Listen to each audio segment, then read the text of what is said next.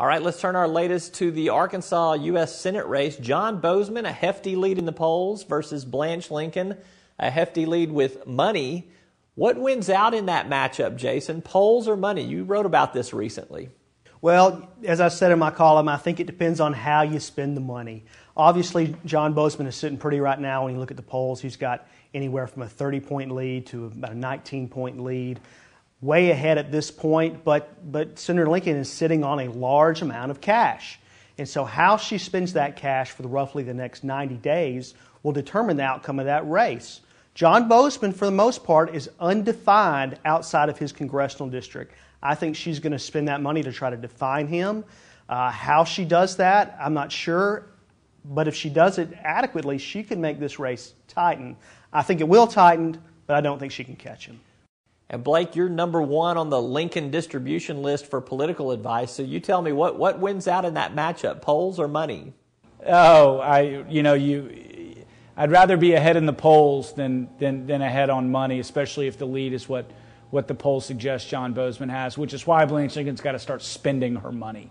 You can't wait until after Labor Day. The Lincoln campaign made a huge mistake in 2009, letting interest groups define her around health care. We're seeing that nationally people now really like the health care bill. She let interest groups define her around the stimulus. We're starting to see now that the stimulus had real positive things towards our economy, and now she's letting John Bozeman just kind of coast by through the summer. He doesn't have a lot of money, and he doesn't really have an issue except that he doesn't like what's going on in Washington. If I were Blanche Lincoln, I would be spending a lot of money right now. I would be telling people exactly what was right about health care, what was right about the stimulus bill, what is right about children's health and nutrition, and what is wrong with being an obstructionist politician in Washington.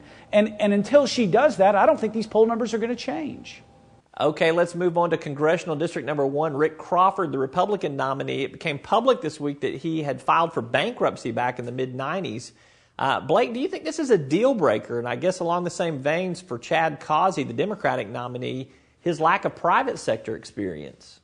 Yeah, I think the issue with Rick Crawford is he, based on his personal circumstances, is he a credible voice on issues of fiscal responsibility in Washington? He's made that the most important issue of his campaign. He said that he is going to be a deficit hawk, and he has said, very inflammatory things, that if people manage their money like the federal government, they should be thrown in jail. Well, Rick Crawford at one point in his life did manage his money in a very, I would say, almost irresponsible manner, and he was able to get some relief.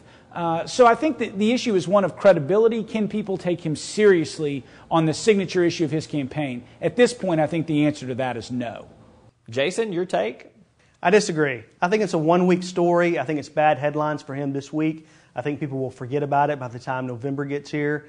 I think it shows that he did have trouble. It was a long time ago, 16 years ago. If this had happened in the last year or two, I think it'd be much more relevant. This one, he was a much younger man. He's built a successful business since that. He can talk about how he's learned from that experience, how he's changed the way he functions, his personal economic life at this point, how he's built a successful business. I think he'll be able to bring his message back to where he wants it to be by November. I think that's going to be a very close race. It's going to be probably one of the closest ones in the state, I believe. All right, Congressional District 2, a lot of Democrats are asking, where is Joyce Elliott? Now, she may actually be raising money, kind of working to get things established internally for the fall, but the omnipresent Tim Griffin seems to be everywhere. Jason, you first. Is this Tim Griffin's race to lose? Yes, I think he has the advantage right now. Joyce Elliott, as you said, we haven't really seen a lot from her. I think she's done some fundraising this month. Earlier in July, she had a fundraiser with a lot of the prominent Democrats in the state. Mike Beebe was there. So she's definitely laying some of the groundwork for her campaign, but she hasn't done a lot of public events at this point. Whereas Tim Griffin, you can hardly turn your head without seeing something about him. So he is out in front of her at this point. Can she catch up? By November will be the question. And Blake, what do you think? Is there some concern that Joyce Elliott has fallen off the map?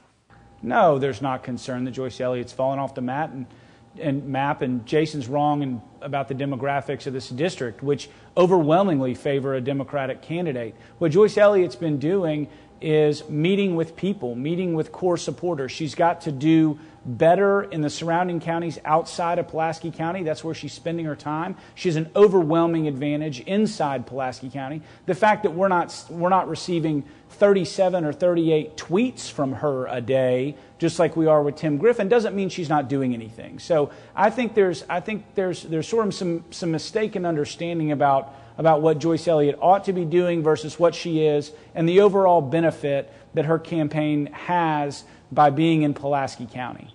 All right, well put. All right, let's wrap this up. I told you both before you came on I was going to ask you for some predictions, so I'm going to put you both on the spot. Blake, you first. One bold prediction that we're going to see here in the near future. I think in the near future, Roby, I'm going to go all the way to November. I think Republicans will gain seats, but I think it's going to be a far less number than people expect. We're seeing two very important trends. Public opinion for health care is way up, and it's continuing to climb. And we're starting to see that Republicans are really in a box over the issue of what to do about the Bush tax cuts. They're taking a hardline position that they want tax cuts to extend to the wealthy, and in order to do that, they're going to explode the federal debt. I think those two issues, when people really focus on them and understand them, 3-4 months from now are going to have voters really questioning whether Republicans are true to their fiscal message. I think Democrats lose seats in the House in November, but I think it's going to be far less than people expect. Jason, your turn. Well, bold predictions can certainly get you in trouble. I think Blake has really made an example of that on your show. But my bold prediction is I think after November is over, I think we will have 3 parties hold constitutional offices in the state of Arkansas. First time in history, 3 different political parties will have elected someone to a constitutional office. All right, that is a very bold statement. Now I'm going to put my prediction out there. I think that there's a possibility that a candidate for statewide office drops out between now and Election Day. That's all I'm saying right now. From the left, he is Blake Rutherford. From the right, he is Jason Tolbert. As always, guys, thanks. Thanks for having me. It's always fun. And we're back with more after this.